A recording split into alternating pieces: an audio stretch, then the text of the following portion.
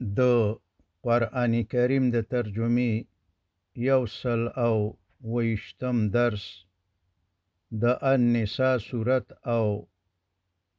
40 آیات. اعوذ بالله من الشیطان الرجیم بسم الله الرحمن الرحیم. الله تعالی فرمای وما ارسلنا او مونږ نه دی لیږلی من رسول هیڅ یو پیغمبر د دې دپاره چې صرف خلک یې دومره ومني چې دا د الله تعالی پیغمبر دی او نورې نه اطاعت کوي او نه خبره مني الا مگر لی د دې دپاره مونږ پیغمبران علیهم السلام دنیا ته لیږلي دي یطاع چې اطاعت وشي چې خبره ومنل شي د خلکو د خوانه باذن الله د الله تعالی په حکم سره، یعنی د الله تعالی حکمونه او پیغامونه چې انسانانو ته راوړي دي خلک باید هغه ومني او عمل پې وکړي. داسې نه چې په خوله وایي الله منم پیغمبر منم خو د الله تعالی احکام چې پیغمبر راوړي دي هغه نه مني او نه پې عمل کوي، د اسلام قانون پرېږدي او طاغوت او د طاغوت قانون مني. ولو انهم او که چیرته دوی یعنی منافقین ورته ځکه وایي چې څوک چې د طاغوت قانون ته ورځي مني او فیصلې پې کوي هغه منافق دی. قرآن ورته منافق وایي. نو که چیرته دا خلک اذ کله چې ظلمو دوی ظلم وکړو انفسهم په خپلو ځانونو باندې، یعنی د قرآن او د شریعت د فیصلې څخه مخ واړولو او د طاغوت په قانون فیصله وکړه، نو که په هماغې وخت کې جاءوکه تا ته راغلي وی اے محمد صلی الله علیه وسلم فاستغفروا او بخنه غوښتې وه الله د الله تعالی څخه، یعنی په خپله غلطۍ او ګناه باندې اقرار کړی وو، واستغفر او بخنه غوښتې وی لهم د دوی دپاره الرسول پیغمبر علیه السلام لوجدو خامخا به دوی ته ثابته شوې وه الله چې الله تعالی توابا ښه توبه قبلونکی رحیمه او بې حده رحم کوونکی دی. یعنی که منافقین د الله تعالی قرآن او د پیغمبر صلی الله علیه وسلم سنتو ته رجوع وکړي او په اخلاص توبه وباسي ان شاء الله چې الله تعالی به توبه قبول کړي، او که توبه ونه باسي او د الله تعالی قانون ته رجوع ونه کړي نو د الله تعالی او د پیغمبر علیه السلام د قانون څخه باغیان او سرکشان دي. نه به پیغمبر شفاعت وکي او نه به الله تعالی معاف کړي او ځای به جهنم وي. او فرمایي فلا نو داسې نه ده و قسم دی ربک ستا په رب لا یؤمنون چې دوی مؤمنان کېدلی نشي حتی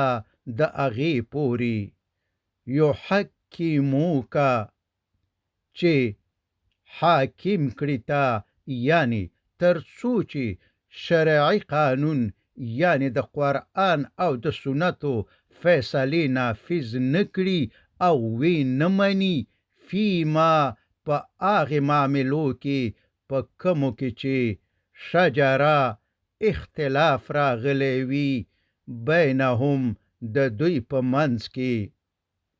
ثم او بیا وروسته د شریعت د فیصلې څخه لا یجدو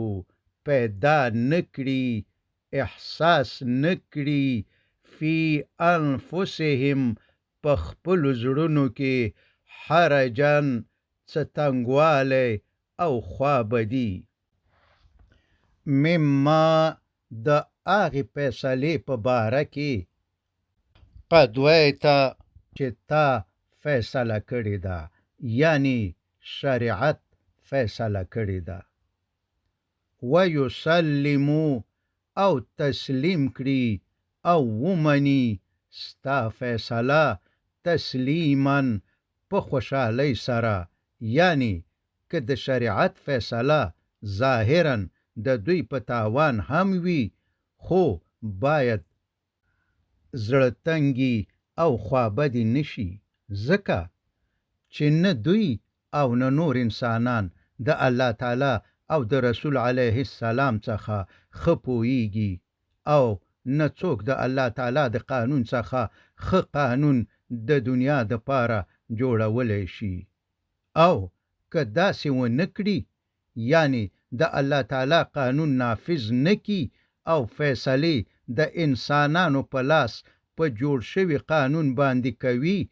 نو بیا خو جنت ته تلل دومره اسان نه دي. د قرآن په قانون کې نه مؤمنان دي او نه به تر هغې پورې مؤمنان شي تر څو چې د دې منافقت څخه توبه ونه باسي او د الله تعالی قانون په خپلو منځونو او مملکت کې نافذ نکي،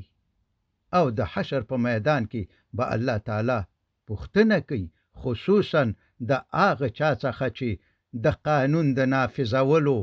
صلاحیت او طاقت ورکړی دی چې تاسو ولې په دنیا کې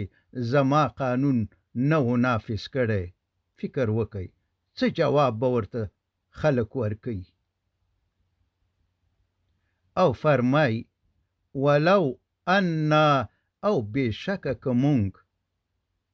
کتبنا حکم کړی وو علیهم